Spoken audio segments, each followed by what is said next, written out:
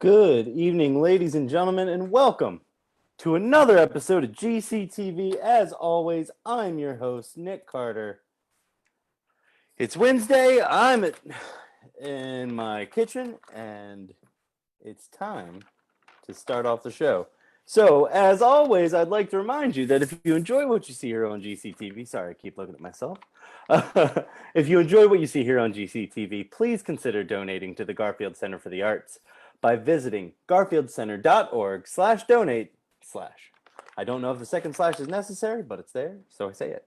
All right, so tonight is the last installment of the Road to Short Attention Span Theater because, ladies and gentlemen, Short Attention Span Theater 2020 is upon us Friday.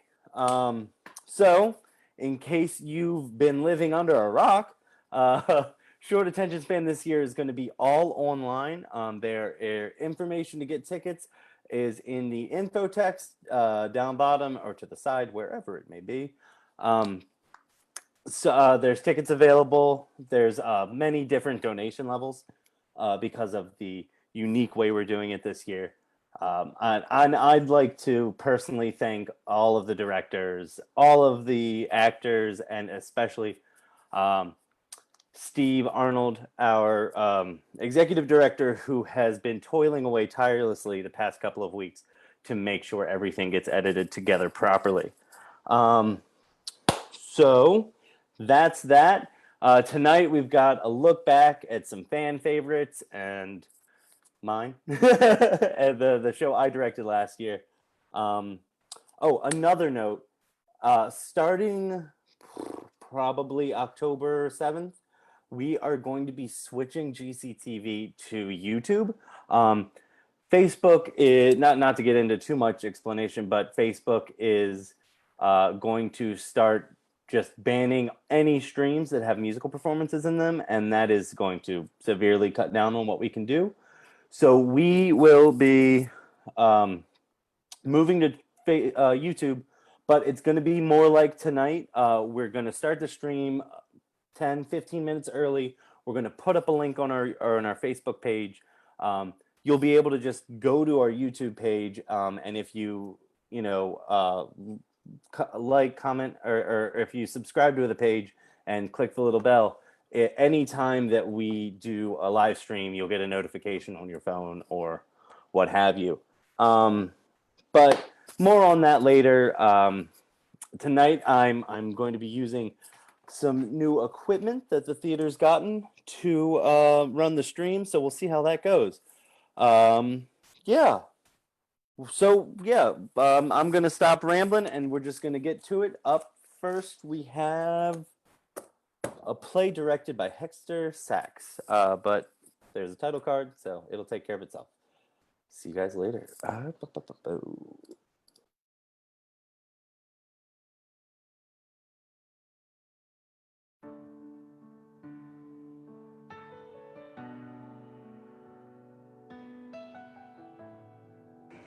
I remember I started acting here more than 30 years ago through Actors Community Theater, and then we found our permanent home at the Garfield. And we've put on concerts, we've put on plays, we've put on musicals. People have been able to see their friends, their family members, their teachers up on stage doing things that they only ever dreamt of doing before. After living in this area for a few years, a friend said something to me that I hadn't considered but made perfect sense. He said that of all of the towns on the Eastern Shore, if you are an artist or an intellectual or anything related to that, you have a home more than anywhere else in Chestertown. So it's always been my key bucket list thing to have a theater that was mine and a place that I could go and be a part of theater on a daily basis. And when I found the Garfield, that's exactly what I found. A place that I fit in, a place that I could really be myself and expand myself within the confines of this wonderful space. The Garfield Center for the Arts has shown me a side of myself that I didn't know existed and introduced me to a side of Kent County and a whole community of people who I probably wouldn't have known otherwise. So when I think about what the theater means to me, that's pretty huge. And so I hope that we will all do our part in whatever way you can right now to support the theater, whether you can do it financially, whether you can do it physically, whether you can do it just by helping spread the word of mouth, because eventually things will return to normal, and we want great local institutions like our community theaters to be there for us so that they can continue to help show us the best parts of ourselves and of our community.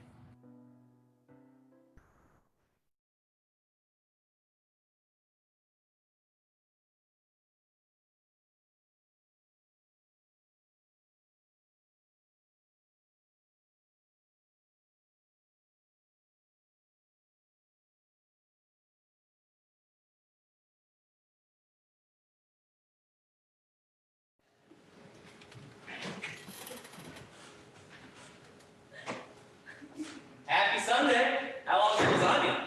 Oh. I'll go get my things. Whoa, who was that?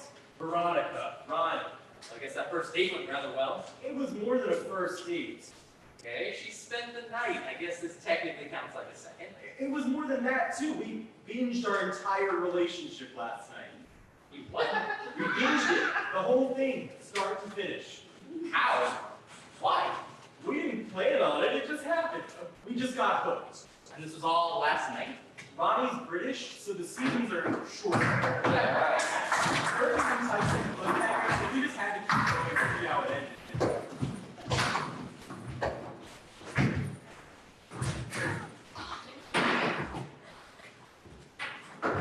Packed my bags the best I could. Sent for the rest if I need them. Wait, when did she bring all this stuff over? The end of season 1. Start of season 2. I love John, who never remembers these things.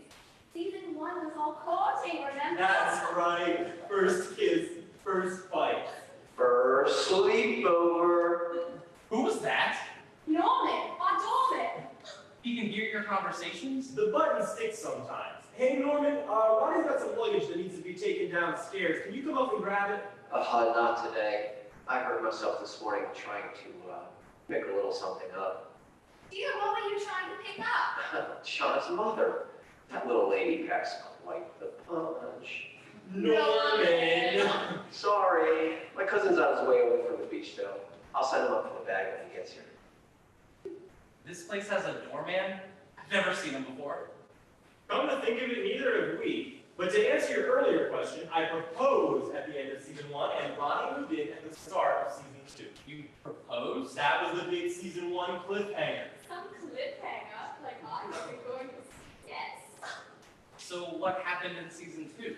You know, the sort of engagement stuff, and meeting my parents, planning the wedding, and finding the best man. The best man? Why wasn't it me? You couldn't go to the wedding. It was right after your intervention. My intervention? There were a lot of shenanigans in season 2, and we just needed something serious to keep things grounded. I think you Americans would call it the special episode. What was wrong with me? You were addicted to hallucinogens. Think I might be on them now. You're past that. Stay strong, one day at a time. I don't remember any of this. It's best if we just block that entire episode out. And besides, you recovered right after the wedding, and he was never mentioned again. It's like the whole thing never happened. So there was a wedding? Finale of season 2. And you actually got married? Thanks to me. Norman did step in when we needed him to. As the best man? And as the minister, I told you there were a lot of hijinks. Our minister was hungover for a rehearsal dinner mishap. My father had to hop an early flight home, something about fixing a cabinet in the Queen's office. Norman got ordained over the internet, and then got stuck in the elevator and had to perform the whole ceremony over the intercom. That's a little crazy. Sadly, it's tame compared to season 3. Things start to go a little off the rails. Well, go ahead. Tell me. Well, first there was our 2-part Hawaiian honeymoon. It was so odd to be outside of the apartment. Wasn't it? It seems like we never leave this place. We did get get to meet David Hasselhoff, though. There were these coconut daiquiris, a karaoke luau, and a little lifeguard action in the baby pool. Oh, Hasselhoff rescued you. No, we rescued him. I pulled him out to the pool, and John performed mouth to mouth. It made sense in the moment. And when we got back, things just got kookier. Misinterpreted conversations, wacky relatives. I remember this one dinner party where I was dressed in drag as Ronnie, trying to impress my new boss at an advertising agent. My dad turned green for my homemade shampoo, and my toe got stuck in the sink. So, you're married and in advertising? Everything's changed so much. Not everything. Masa goes by on Sundays to cook lasagna. Got to love the devoted mother-in-law. Oh, God knows I love her. Norman! My nose is itching. Was somebody talking about me? Gregory! It's so good to see you fully recovered. Anyway, 5-minute warning. Lunch will be ready in a jiffy, and you know it's always best when it's hot. You know I like it hot. I bet you do, Norman. Not talking about the lasagna. What the hell is going on here? Well, my mom cooking lasagna because Ronnie's about to. I know your mom's cooking lasagna. Your mom's cooked lasagna every Sunday since college. That woman is not your mother. Oh, hey, that's season 3, Mom. So my mom had to be replaced after season 2 because she didn't have enough chemistry with Norman. And you're okay with this? Harmless flirtation. I mean, with your mom being replaced. A different mom, same recipe. This is insane. Season 3. They did try to right the ship, though, with the cliffhanger. Wait, don't tell me. So, season 1 finale, you got engaged. Season 2 finale, you got married. Season 3 finale, you Got pregnant. Well, she did. You have 2 ducky Oh, pies. I did. How did this happen? What a secret. But a man and a woman love each other very much. And oh, this is just happening so fast. Okay, so season 4 was baby prep stuff, Lamaze classes, being in the nursery, fighting over which stroller to buy. We expected to be expecting, but things went differently. After the season 3 wackiness, it wasn't clear there was going to be a season 4, so there was this tag ended to the last episode. It was just a little scene a couple months ahead to give us a glimpse of the baby. A little boy, Ron John. You have a baby? Not exactly. What do you mean, not exactly? Well, infants are tricky, toddlers too. Ron John aged unexpectedly between seasons. How unexpectedly? He's 5. 5? So there was a time jump. I'm not really sure. It never really got explained. I just know that me and Ronnie, we seemed the same, but Ron John was older. And precocious. I knew having a kid would change things, but the entire focus seemed off. It was less about me and Ronnie, and more about him, his loose tooth, his school play, his lost hamster, Sparky. Did someone say Sparky is back in the podcast? I'm sorry, Sparky, no sign of yet. Look who's here, though.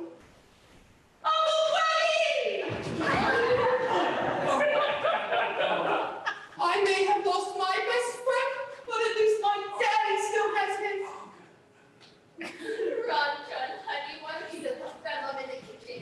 I've mixed the ricotta cheese. You can lick the spoon. Oh, boy! I could always use an extra pair of hands. I've got a pair of hands. Where would you like me to put them? Oh, Norman, I'm sure we can find someplace.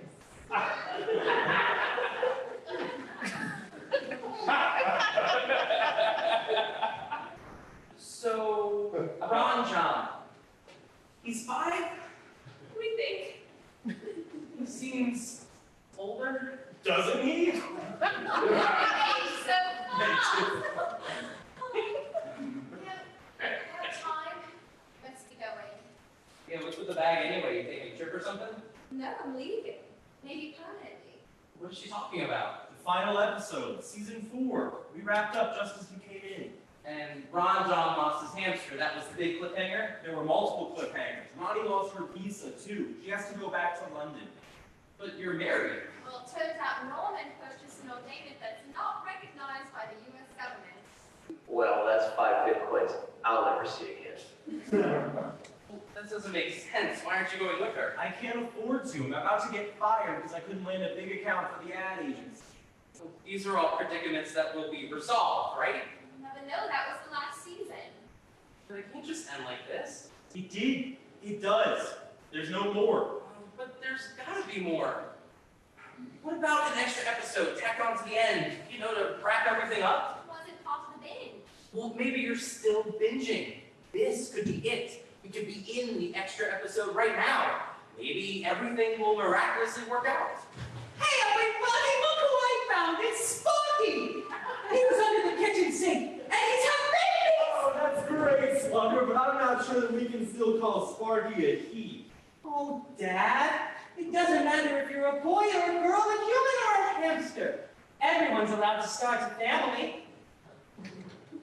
Bye, Mommy.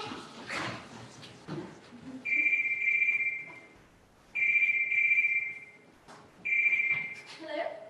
Yes? You are? You did? Well, that's wonderful! Dad, that was fun. Like, he's cleared my visa. I can stay! Yes! Oh, how did he manage that? I thought that he built cabinets for offices. Well, so did I. It turns out he's in the cabinet office. We have the Queen call the U.S. consulate, and now our marriage is legal in this state alone. Sounds plausible. Now we can only save your job. Yeah, well, where are we going to find a big celebrity to endorse the product? Hey, my cousin just showed up from the beach. He says he owes you guys a favor.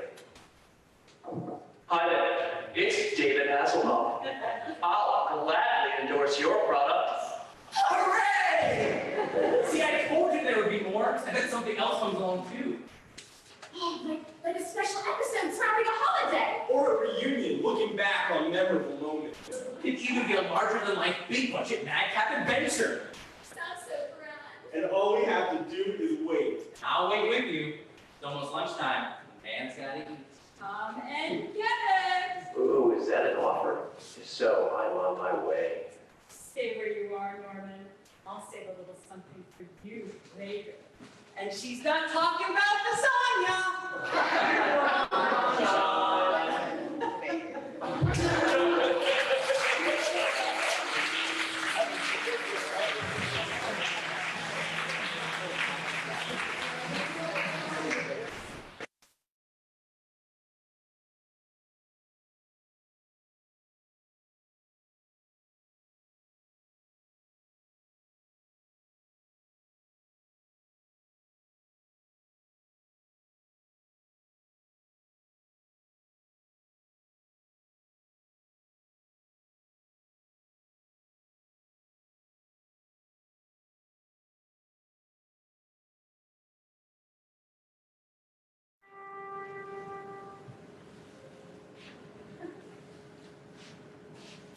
Come through, Vincenzo. Come through.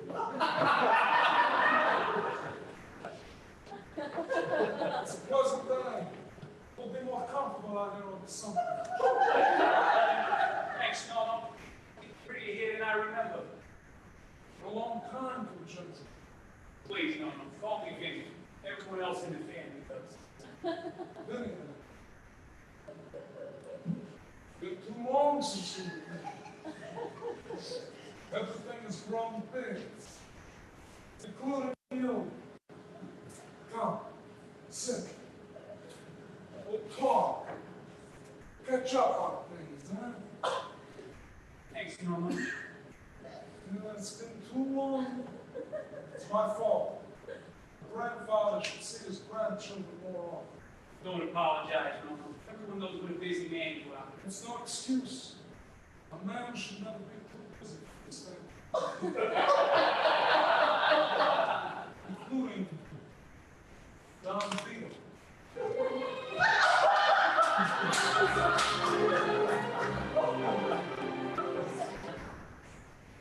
Good to be here with you now. Thank you, Vincenzo. Vinny, you're always such a sweet boy.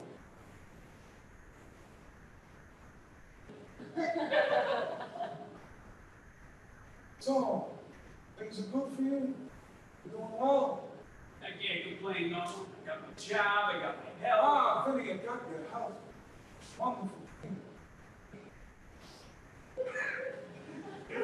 I wish I could say the same. What do you mean, I know something wrong?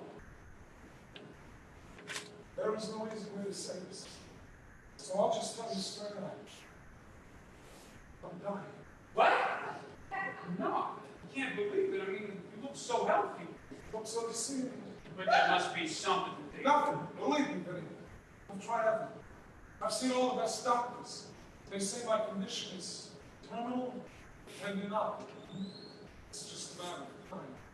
How much time? Not enough. Too much.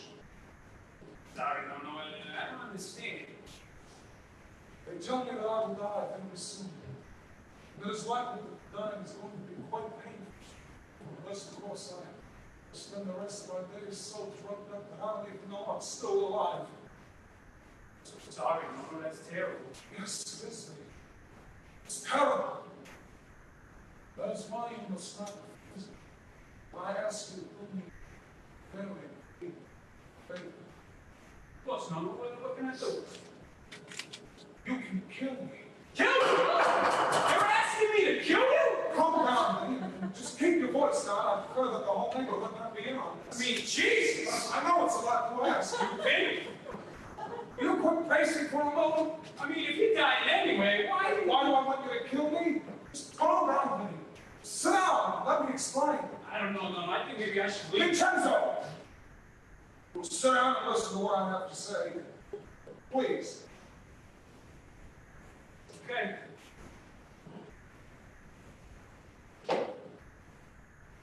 Now, listen carefully.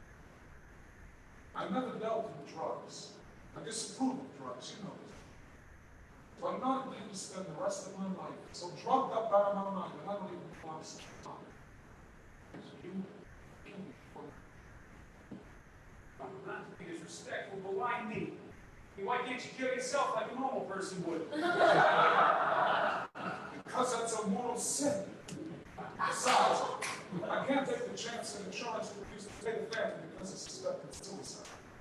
All right, I mean, maybe I can see that, but why can't you get one of your, your boys to do it? Certainly have more experience with that sort of thing than I do. I can't have one of my bodyguards kill me, Vinny. That would be unprofessional. You're kidding me. They swore an oath to protect me. They are not open. But no loyalty's still a thing. But no. Somebody, shall we say, position. Head of a crime family. You can say. Head of a crime family. Head of a crime family must have a lot of enemies. You know, maybe one. I can't let one of my enemies kill me, Vinny. That would start a war, which would be bad for business. Bad for business, so we can't have that. Sarcasm is not becoming, Vinny. A war will not be good for this family, including you. All right, well, how about the cops? Turn yourself in, confess to, I imagine, a lot of pretty bad stuff. Then maybe they might. And then what? What?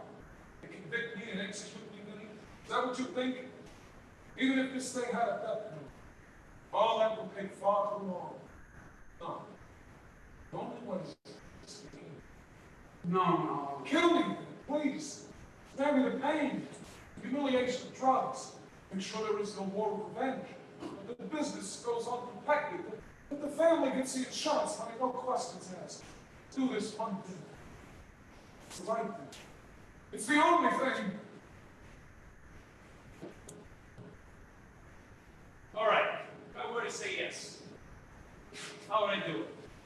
Guns and knives, suspicious, probably pretty painful. Hanging or choking to death, same problem. Poisoning. No, you taking any prescription medications? No, I'm as healthy as a horse.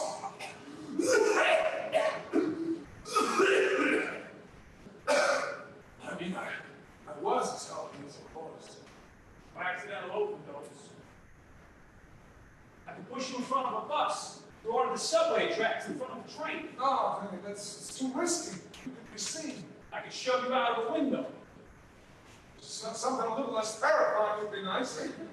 I prefer that I be screaming my lungs out for 20 stories as I'm leaving this world. No. They're picky for somebody in your situation.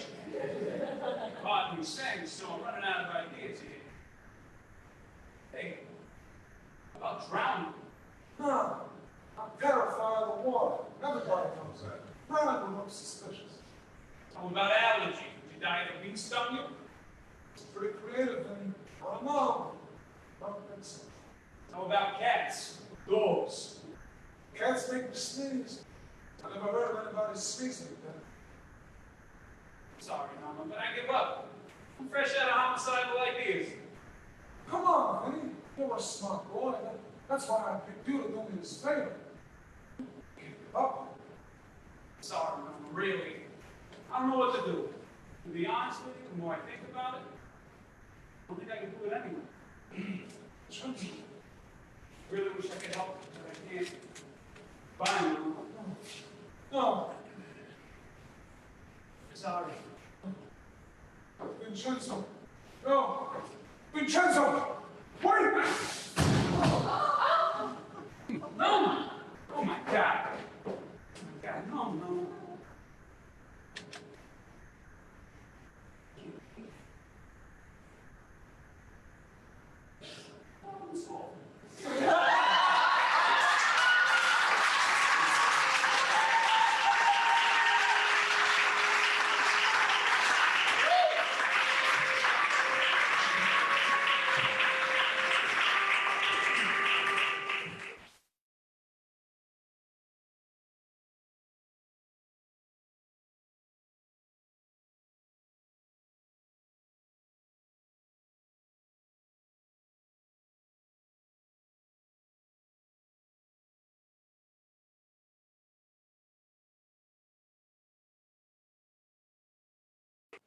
I'm singing in the shower, so we sing in the shower. It's not raining outside, so I'm singing in the shower. I'm singing in the shower. Oh, Daddy, it is so late showing to hear your voice. The way you were snoring last night, I feared your sleep apnea might have killed you. I don't. Oh, consuelo, mon cher. You snore every night. Last night was even louder than usual. What is the point in having a two-bedroom apartment when the person you share it with can be heard snoring throughout the whole building? I do not snore. Last night your snore shook the walls and the windows, my friend. But I do not blame you.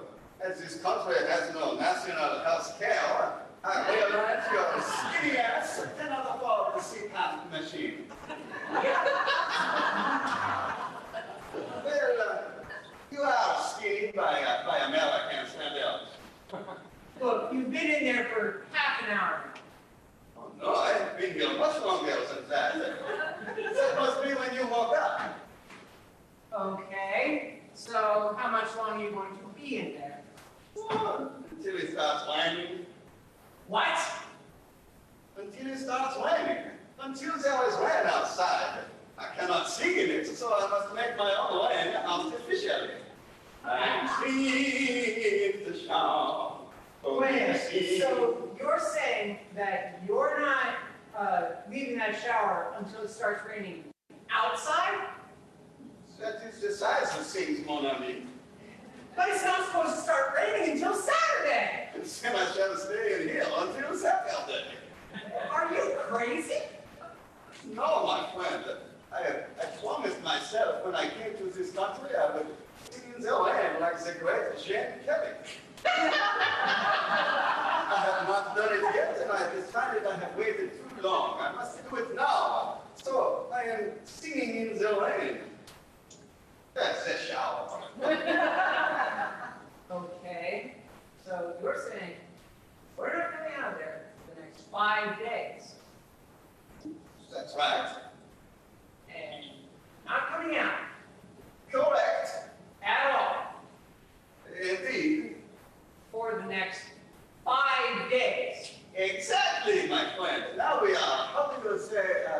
seeing eye to eye. But that's insane! Perhaps, but one man's insanity is another's genius. But you'll starve to death. Not so, my friend. I appreciate your concern, but it will not happen. You see, I have enough bread, wine, cheese, escargot, pate to last me 2 weeks.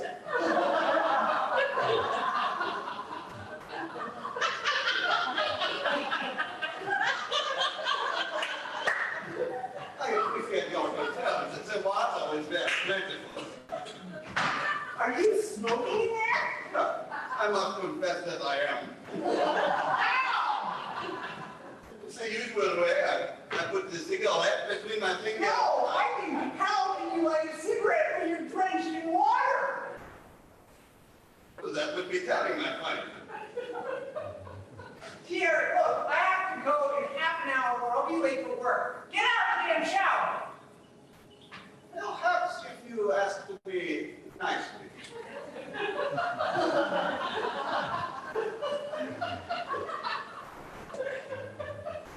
Here, would you please get out of there so I can take a shower?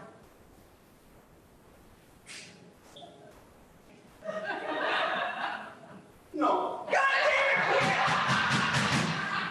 My friend, if you struggle in vain with the use of a chain and a twig, I have invented a clever locking mechanism which will never fly. God damn it, Peter! Somehow be able to break this door down! I think not, my friend. Without a door to hold in the water, the shower becomes useless. Wipe down the door, and you will gain nothing. Okay, so what if you have to go to the bathroom? What do you mean? There was a ready-made drain every day in here. Oh my God, you're not going to. For all you know, I already have. Do you still want to use the shower, mon ami? Not really, but it's the only one I've got, so let me in! My friend, please.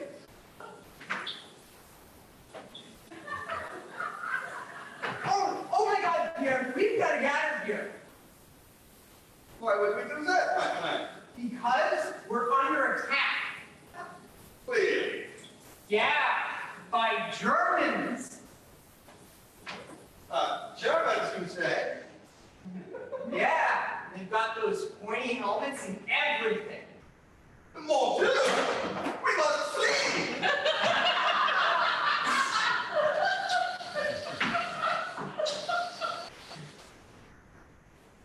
Wait a minute. How can I be sure this is not a trick? Can you really afford to take that risk? You are telling me that Germans are invading our apartment building? Yep. What would be their raison? I don't know. Do they need a liaison? They're Germans.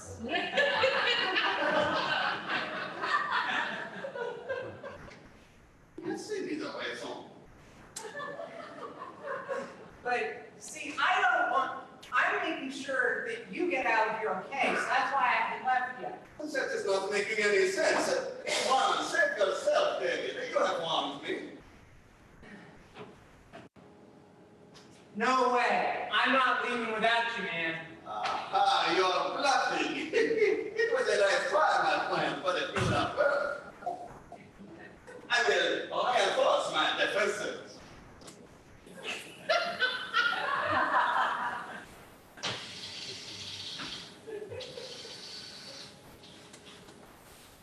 Look, Pierre, what if something happens? What if there's an earthquake, or you have a heart attack, or you slip on some soap? Well, if such is my destiny, as we say in France, c'est la vie. Just give me 5 minutes in there. You can go right back in once I'm done. Or I could stay in the shower singing uninterrupted. You see, my friend, I am holding all the cards.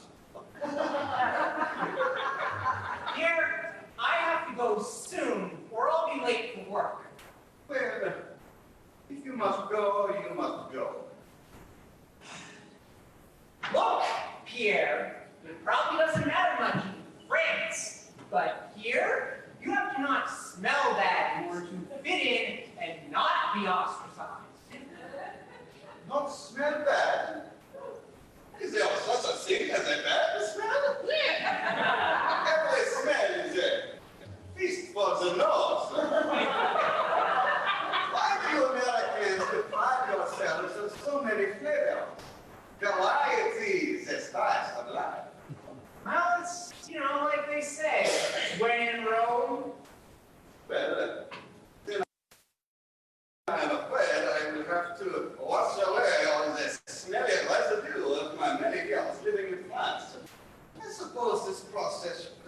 about 5 days. So we're back to you not leaving there until it starts raining outside. So it would appear. Fine, you pruny frog bastard. I'll just stay far away from everyone else for the next 5 days. I hope you drown. Daddy, why do you not just go across the hall to the lovely mademoiselle who just moved in and ask if you could use their shower? I guess I can. And while you are over there, could you ask them if they would like to join me? Are you crazy? I can't do that. It makes you request myself. I can't go up to 2 perfect strangers and ask them to shower with you. Are you telling me that in this country you must know someone before inviting them for a shower? That is crazy. France is just another way of making an acquaintance. Okay, if you were to go over and ask to use a shower, it would be a lovely way to introduce yourself. I have seen the way you, how do you say, blush when you see them in the hallway. Okay, fine. If, and I mean if, they agree to let me use their shower, I might consider passing on your perverted request. Merci beaucoup, mon cher.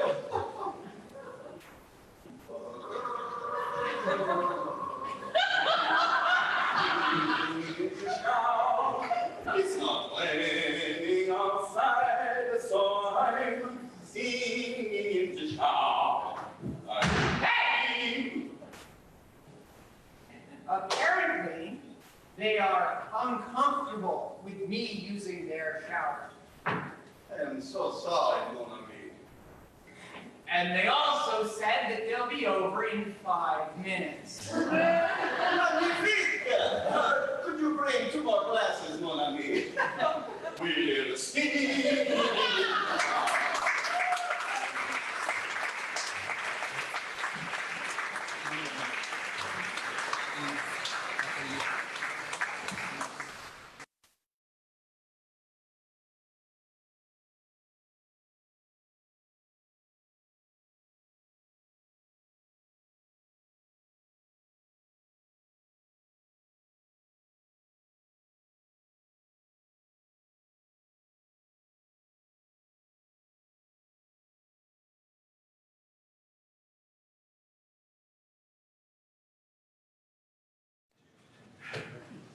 And that's why I call it the United Pussies of America. Oh, offensive, Jerry. I'm sorry, Frankie, were you offended? Blue, is that offensive to you? Leave me out of this. How about the United States of Sissies? Is that more acceptable? A bear walked into a bar up the street, and he tore the place apart. I don't get it. Now, maybe. Terrible joke, it's not funny. That was a joke? No. A bear walked into a bar. A bear walked into a bar and he tore the place apart. I still don't get it. And classic Elvis, Nick. Try something like this. Bear walks into a bar. Bartender says, "What do you have?" Bear says, "I'll have a gin and..." Huh. Bartender says, "Okay, but what's with the big paws?"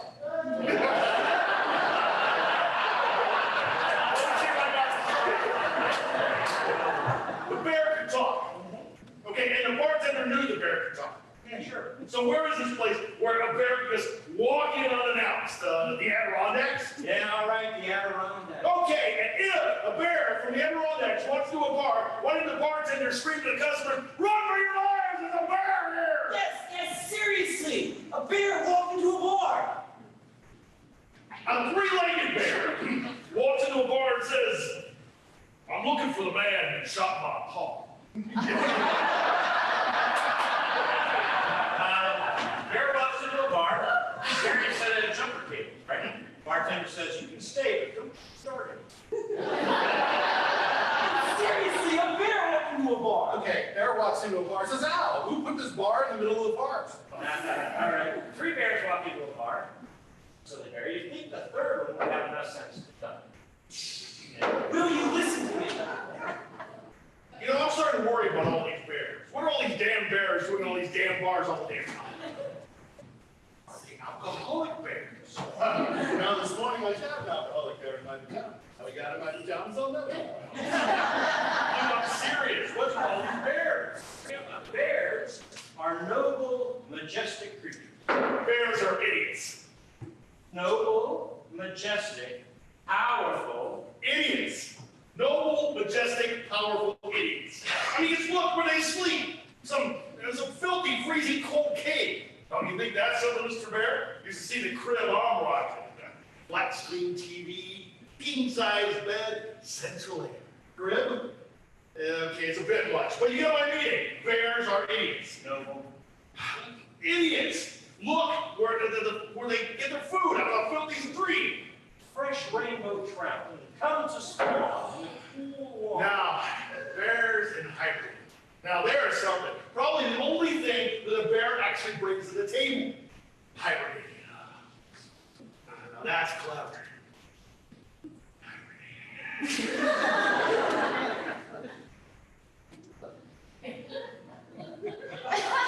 Still, they're idiots. And as for powerful, I could knock a bear out myself every time. Once a game. Yes, every single time. Nonsense. Doesn't seem unlikely, Carrie. I mean, have you ever seen a bear in person? 500 pounds of muscle, teeth, and claws. Well, I didn't say it's going to be a fair fight. No. No, of course not, because I'm going to use my brain. And as I have told you time and time again, bears are idiots. For example, I take a bear and I put him in a roller coaster, right? And then I take the roller coaster to the very top of the hill. Now I'm going to stand down here next to the track and I'm going to give a signal, right? And down comes the bear, down the hill, zoom, and pow! My fist inherit his bare chin. Ding, ding, ding, ding, ding. Knocked out bear. Every time he's a king. That's not fair.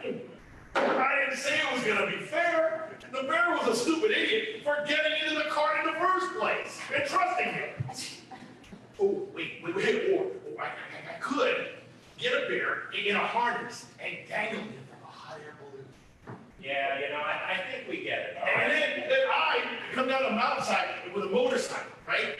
And carrying my Zajchowski pole. Lance. What? Lance. In jousting, one uses a lance, not a pole. So I go down with my jousting pole and a boxing glove, duct tape to the poignard, and boom! Good. Yeah, we see. Another knocked out bear. Excellent. Yeah. I wonder about all these bears, all these bars, and all these bartenders. What does it all mean? You know, maybe the bear represents the everyman, okay? Now, the bartender, he's an antagonistic, sort of a challenging one. And the bar... Bull!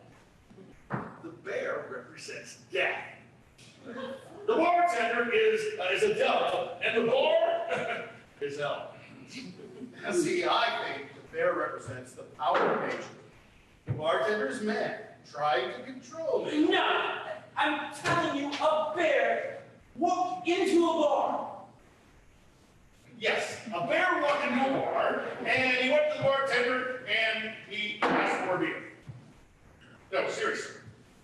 Okay, in this one, I am the bear, you lure the bartender, and you get me a beer. Really. Now, beer, bear, roar! Okay, try this one, all right? Bear walks into a bar, right? Slaps his big old paw down on the bar and says, "Tell you what, give me a trout." The bartender says, "Listen, buddy, we don't serve food here, just drinks." Yeah. So the bear comes back the next day, walks up to the bar, slaps his paw down. "Boom! Tell you what, give me a trout." Bartender says, "Look, I told you yesterday, no food, just drinks, then get out of here. If you come back to this bar asking for trout one more time, I'm going to nail that big hairy paw of yours to the bar." So the bear saunters out, Next day comes sidling back in, and he goes up to the bartender. Bartender looks at him and says, "What do you want?" Bear says, "Have you got any nails?" Bartender says, "No, we don't have any nails." "Great, tell you what, give me a trim." Okay. There, Mr. Rabbi, and three blondes walk into a bar. Bartender says, "Is this a joke?" A bear walks into a mosque, a rabbi, and silly bear has no idea how jokes work. How can you all be so stupid? What do you do with a bear with three balls? You walk in and pitch to the hippo. Okay. Think about it. A bear and a giraffe walk into the bar. They're drinking shot after shot of whiskey. On the way out, bear's walking out, giraffe passes out, boom, falls right on the floor. Bear keeps going through the door. Bartender says, "Hey, buddy, you can't be that line here." Bear turns around and says, "I'm sorry, sir. That's not a lion. That's a giraffe." An Irish bear walked out of the bar. It could happen. Okay. Skeleton bear walks into a bar and says, "I'll have a beer and a mop." A dyslexic bear walks into a bra. All right, Rene Descartes walked into a bar. Rene Descartes. Okay, Rene Descartes, a bear named Rene Descartes, walks into a bar. This is highly A bear named Rene Descartes walks into a bar. Bartender says, "Shall I pour you a beer?" Rene Descartes, the bear, says, "I think not." Then he vanishes.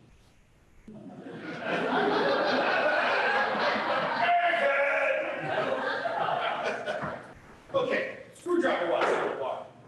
Bartender looks up and goes, "We have a drink named after you." Screwdriver says, "You have a drink named Murray?" Foul. You didn't respect the gimmick. I'm sorry, I just love that joke. You have a drink named Murray? All right, a horse walks into a bar run by bears. Okay. Bartender says, "Hey, buddy, why the long face?" And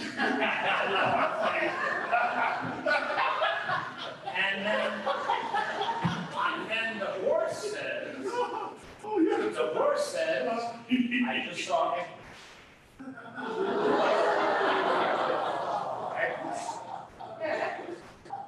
Oh, it's a very famous play about these horses who give blood. Okay. Bear walks into a bar owned by horses.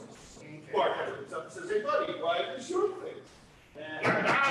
Thank you for respecting the gimmick. Now I do that.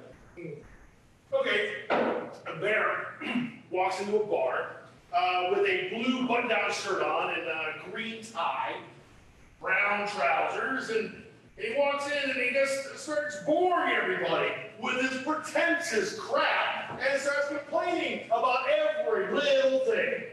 Oh yeah? Well, another bear walked in the bar. He's got a big red shirt on and dirty jeans, and he's just a big, bigoted bonehead, right? And everybody secretly hates him and says awful stuff about him when he's not around. Really? Okay. Two bears walk into a bar. One of them looks exactly like Jerry. One of them looks disturbingly like Cracky. And they never settled up their bar tabs. And they're too stupid to realize that everything they ever want, everything they ever desire, is standing right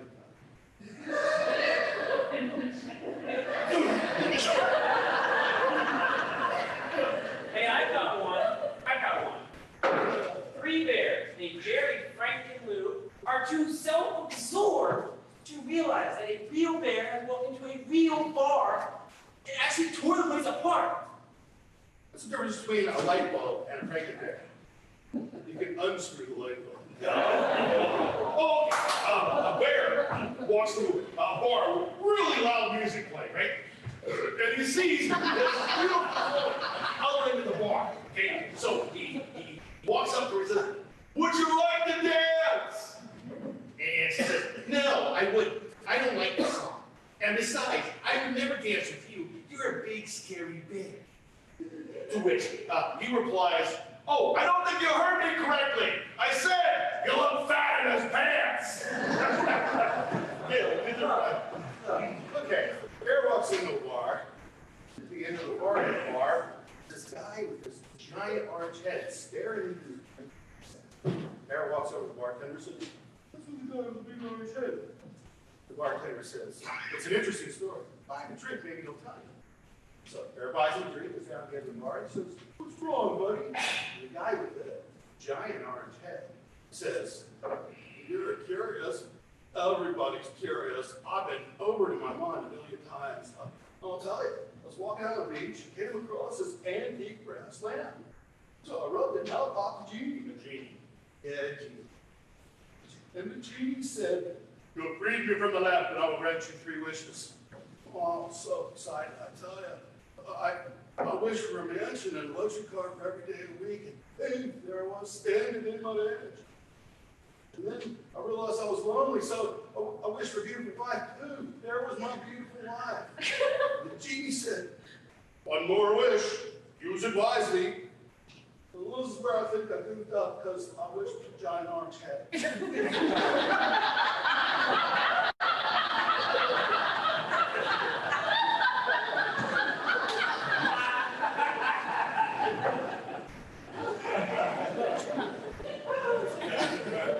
Why do female bears wear makeup and perfume? Because they're ugly and they smell bad. No, wait.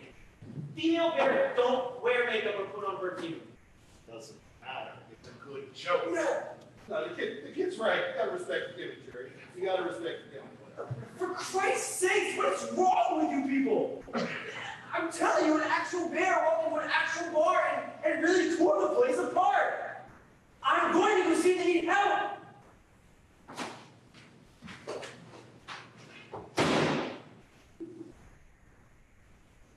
Kid's really got to work on his time again. This is terrible. Oh, I got to knock, knock. Come on, guys. Knock, knock. Who's there? Bear! Bear. Roar! That's terrible, terrible. All right. Knock, knock. Who's there? Interrupting bear. Interrupt. Roar! Okay, knock, knock. Okay, who's there?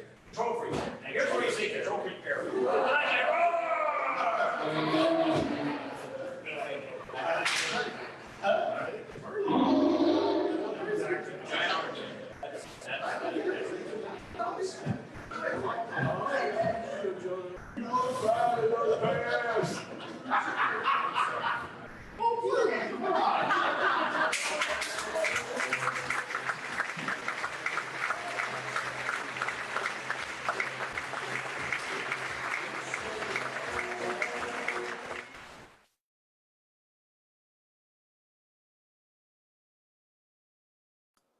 All right, folks. I hope you enjoyed that.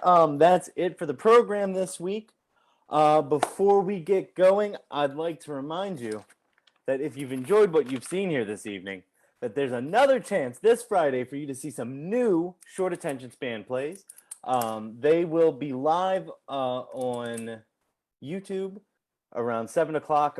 You can get your tickets. There's a link in the info, which is either there or there, depending on where you're watching.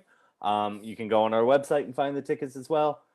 We will email you you will be emailed the link on Friday, and it'll have instructions on how to view the show.